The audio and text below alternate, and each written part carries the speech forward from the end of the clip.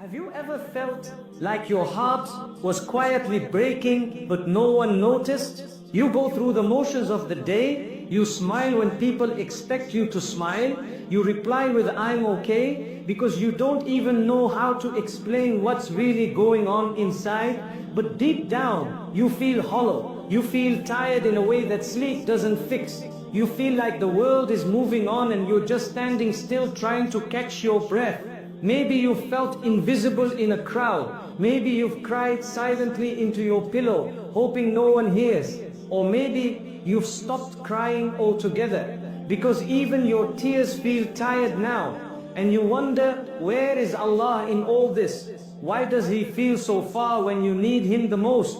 If that's something your heart whispers in the quiet, then this message is for you, because you are not weak. You are not broken, and you are certainly not forgotten. In fact, what if I told you that these feelings you're struggling with aren't signs of distance from Allah? They might actually be signs that He's closer to you than ever. You see, we've come to believe that being close to Allah means being constantly happy, strong and unshaken. But that's not what faith always looks like. Even the prophets felt deep sadness. Even the most righteous felt fear, worry and loneliness.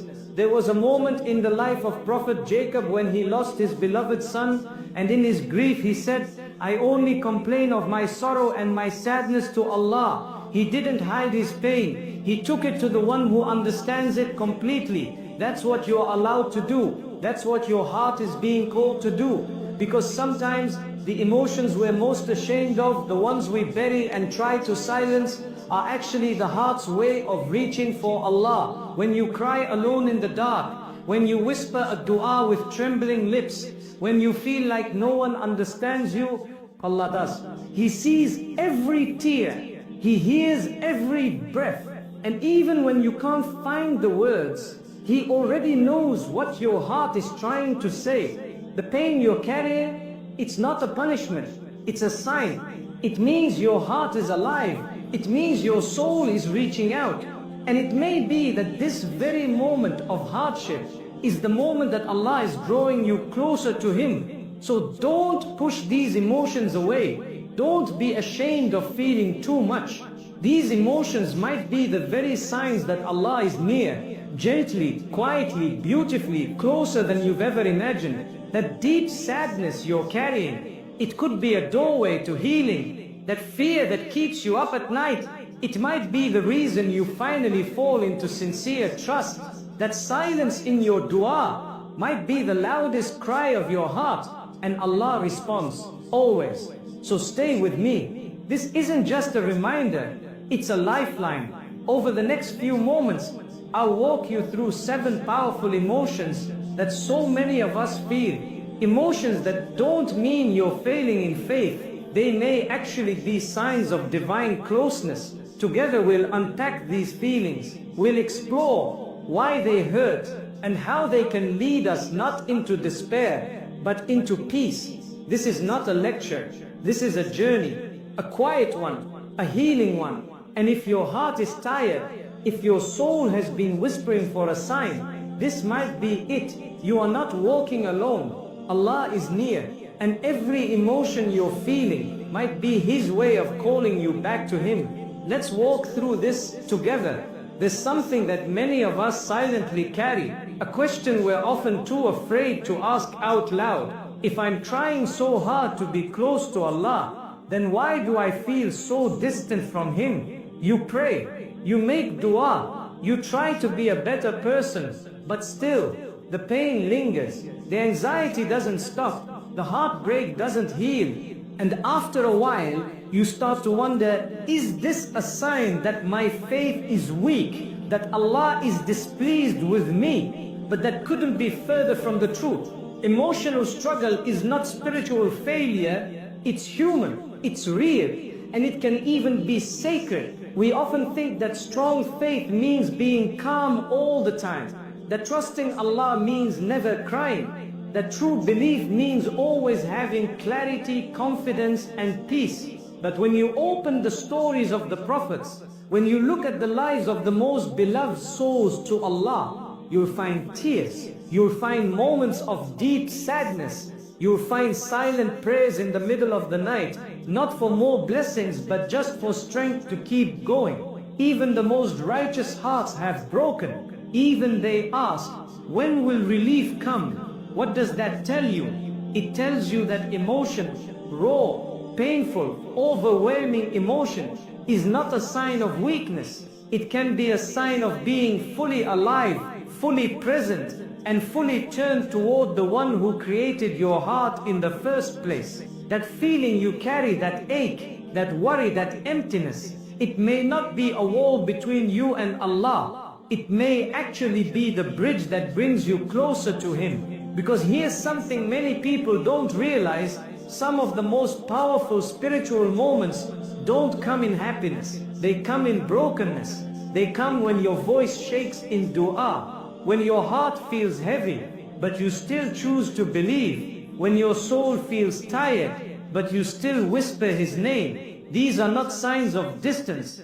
They're signs of longing. They're signs of trust. They are signs that your heart is still reaching for Allah, even when everything around you feels like it's falling apart. You see, emotions aren't the enemy. They're the language of the soul. And when you feel deeply, when you feel sadness, fear, confusion, guilt, or even numbness, those emotions are calling you to pause, to reflect, to reconnect. They are not here to destroy you. They're here to remind you you are not alone in your pain. So many of us carry quiet battles. We put on smiles and carry responsibilities. We show up every day even when our hearts are heavy. And in all of that, we forget Allah sees what others don't. He knows what the world overlooks. He knows the nights you've cried. He knows the effort you've made. He knows how hard it is to keep believing when nothing makes sense. And He is near. The Quran tells us clearly, indeed, with hardship comes ease, not after hardship with it. Meaning, while you are in pain, ease is already surrounding you. While you're crying, healing is already unfolding. While you're feeling distant, mercy is already close. That's the message we need to remember. Your emotions are not problems to be fixed. They are signs to be honored. They are spiritual invitations calling you back to your Lord. So in this video, we're going to look at 7 specific emotions, 7 feelings that many of us struggle with quietly, believing they make us less faithful, less strong, less worthy. But what if these emotions are actually gifts? What if feeling deeply is a sign that Allah is softening your heart? What if sadness is preparing you for peace? What if silence is drawing you into remembrance? We'll explore that gently, honestly, and together. Each emotion we talk about will come with comfort, with perspective, with a reminder that even in your lowest moments, Allah is never far. He's closer to you than you realize. And these emotions, they might be the very signs your heart has been waiting for. Now that we understand emotions aren't something to be ashamed of, but signs that Allah may be closer than we think, let's walk through 7 specific emotions many of us feel and explore how they can actually bring us nearer to Allah. These are not random feelings. They are powerful spiritual invitations calling you back to peace, back to healing, and back to your Creator. Let's begin with the first one. You're in your room, alone. Everyone's asleep. And for some reason, your heart just can't hold it in anymore. The tears come and no one sees them. No one hears your pain. But Allah does. These moments, these tears are not wasted. They are the purest conversations between you and the one who knows your heart better than you do. Prophet Muhammad once said, there are 2 eyes that the fire will never touch. One that cries out of fear and love for Allah. That means every tear shed in honesty counts. Even when you don't say a word, Allah hears what the soul is saying, so let them fall. Don't wipe them away in shame. Each tear carries your pain and your healing. There's a kind of emptiness that comes after doing something you regret.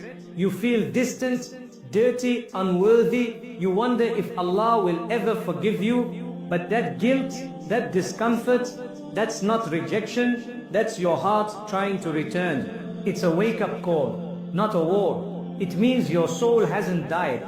it still knows right from wrong. Allah says, "O my servants who have wronged themselves, never despair of my mercy."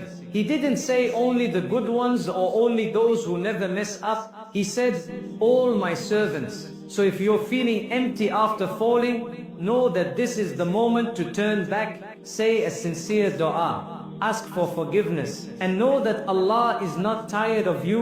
Even if you are tired of yourself, there are days when the sadness just feels too heavy. You don't want to get out of bed.